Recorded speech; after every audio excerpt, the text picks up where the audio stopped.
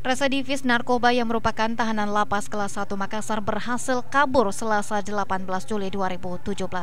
Napi yang diketahui bernama Syahrul Denojeng alias Buser 39 tahun berhasil kabur setelah mengelabuhi petugas dengan menyamar sebagai pembesuk sehingga berhasil keluar dari lapas.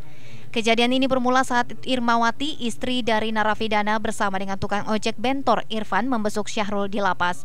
Dari keterangan Irfan mengatakan istri pelaku menyuruhnya masuk untuk membantu pelaku membawa barang-barangnya karena pelaku baru saja bebas dari lapas.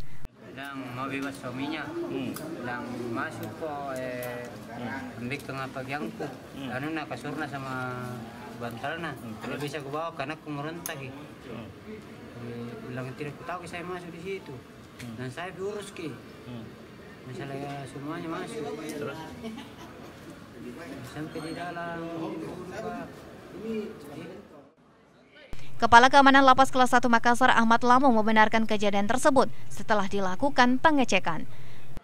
Setelah kita cek, betul memang dia tidak mempunyai kalung, tapi dia punya stempel. Makanya kita tahan sementara untuk diamankan.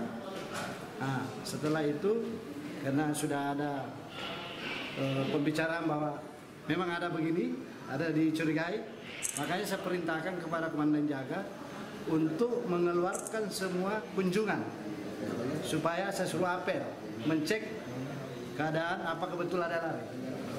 Setelah itu di apel ada 2 blok karena tadi besukan narkoba, blok G kamar 9, ternyata hasil apel itu 1 orang tidak ada.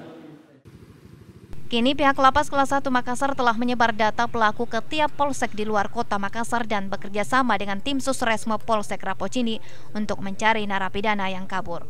Wawan Setiawan, Pajar TV dan Pajar Radio melaporkan.